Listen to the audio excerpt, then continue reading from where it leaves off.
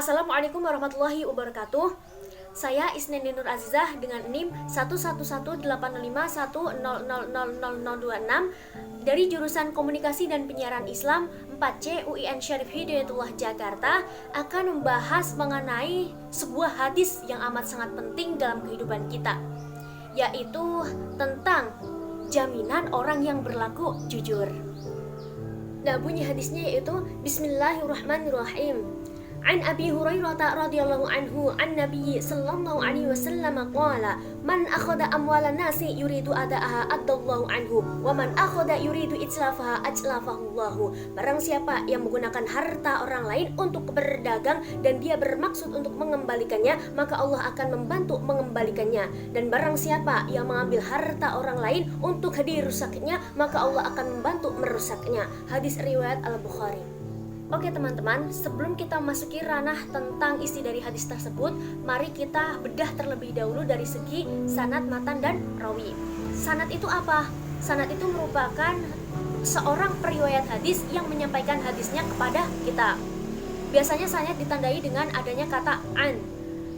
Nah, di sini sanadnya itu Abu Hurairah, ditandai dengan kata an Abi Hurairah radhiyallahu anhu. Nah, siapa sih Abu Hurairah?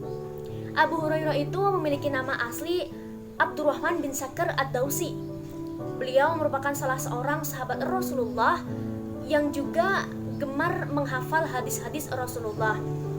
Dan beliau sudah berkali-kali menjadi gubernur di Madinah dan meninggal pada usia 78 pada tahun 58 Hijriah. Nah, kemudian masuk ke matan. Apa sih matan? Matan itu isi dari hadis tersebut. Nah, di sini matannya yaitu berbunyi man akhadha amwalan nasi yuridu adaaha adallahu anhu wa man akhadha yuridu itslafaha atslafahu Allah. Nah, kemudian dari segi rawi.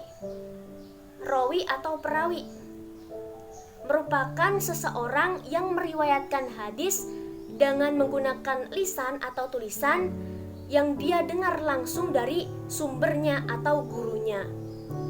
Nah, di sini itu perawinya adalah Imam Bukhari. Nah, teman-teman, sebelumnya kita pasti pernah merasakan yang namanya adalah posisi terjepit. Uang kita amat sangat sedikit, sedangkan pendapatan sempit, dan dompet kita menjerit-jerit sehingga menjadikan kita harus meminjam uang atau bisa dikatakan dengan berhutang. Nah, ketika kita mengembalikannya pun kita harus berlaku jujur sesuai dengan nominal awal mula kita meminjamnya. Dan ketika ada orang yang tidak ada niatan untuk meminjam, maka Allah akan merusaknya. Allah akan memberikan sebuah azab, baik itu azab di dunia maupun azab di akhirat atau bahkan azab di keduanya. Dan yang perlu kita ketahui bahwa sesuatu barang yang dipinjamkan adalah sebuah amanat, dan amanat harus kita penuhi. Allah pun berfirman dalam Quran surat An-Nisa ayat 58 yang berbunyi Bismillahirrahmanirrahim. Innallaha ya'murukum an tu'addul amanati ila ahliha. Sesungguhnya Allah menyuruh kamu semua agar memenuhi amanat kepada yang berhak menerimanya. Nah, Al-Quran saja menyuruh kita semua untuk memenuhi amanat. Lah, lantas jaminan apa sih untuk orang yang berlaku jujur?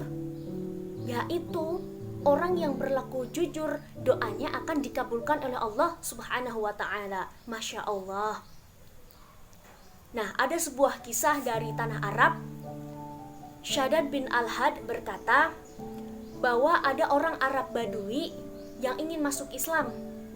Kemudian dia menyatakan keislamannya untuk bertemu kepada Rasulullah SAW dan ikut hijrah dengan Rasulullah. Saat itu ada perang yang namanya perang Khaybar, dan Rasulullah pun memenangkan perang tersebut sehingga sahabat-sahabatnya itu mendapatkan ghanimah, dan tak terkecuali dengan orang Arab Badui tersebut. Namun dia menolaknya dan bertanya kepada Rasulullah, "Ya Rasulullah, apa ini?" Kemudian Rasulullah menjawab, "Ini adalah ghanimah bagianmu." Nah, kemudian orang Arab Badui itu bilang, "Sesungguhnya aku tidak menginginkan ini." Aku hanya ingin tertusuk oleh itu dan kemudian mati dan masuk surga. Kemudian Rasulullah SAW pun bersabda, sesungguhnya jika kamu jujur karena Allah, maka Allah akan mengabulkan doamu. Alhasil, di kemudian perang selanjutnya, orang Arab Badui pun meninggal. Dan Rasulullah menyolati dan berdoa, ya Allah, sesungguhnya hambamu ini telah berjuang di jalanmu dan dia mati syahid. Aku sebagai saksinya. Nah, bisa dilihat bahwa orang yang jujur itu doanya akan dikabulkan oleh Allah. Nah, selain itu, orang yang berlaku jujur juga akan mendapatkan sebuah ketenangan.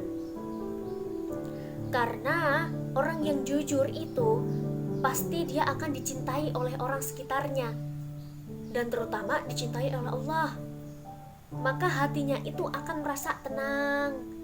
Tidak ada sesuatu yang mengikutinya seperti sebuah kedustaan dan lain sebagainya ataupun teror-teror dari luar. Nah, Abi Hauras Sa'di radhiyallahu anhu pernah berkata, aku bertanya kepada Hasan bin Ali, apa yang kamu hafal tentang hadis Rasulullah Sallallahu Alaihi Wasallam? Kemudian beliau menjawab, aku hafal hadis Rasulullah Sallallahu Alaihi Wasallam tentang tinggalkanlah perkara yang meragukanmu dan beralihlah kepada perkara yang tidak meragukanmu. Sesungguhnya kejujuran adalah ketenangan dan kedustaan adalah sebuah keraguan. Nah, dari sini pun bisa kita ketahui bahwa kejujuran itu merupakan sebuah ketenangan jiwa, ketenangan kehidupan, sehingga hidup kita bisa aman, nyaman, tentram. Nah, selain itu juga kejujuran akan mendatangkan sebuah keberkahan, terutama keberkahan hidup ataupun keberkahan ilmu. Contohnya ketika kita sedang menuntut ilmu, sedang mengerjakan ujian, maka kita harus mengerjakannya dengan jujur. Jangan sampai kita menyontek, karena itu akan merugikan diri kita sendiri, terutama kalau misal kita ketahuan. Ada sebuah pepatah yang mengatakan, being honest never hurts anyone, but being liar will hurts only you. Maksudnya apa? Maksudnya jujur tidak akan menyakiti siapapun, tetapi ketika berbohong itu akan menyakiti dirimu sendiri. Contohnya tadi ketika ketahuan, yang malu adalah diri kita sendiri. Nah teman-teman, kita sudah tahu tentang jaminan orang yang berlaku jujur. Marilah kita berlaku jujur agar kita bisa mendapatkan ketenangan, ketentraman di kehidupan kita dan kita bisa lebih dekat dengan Allah Subhanahu wa taala.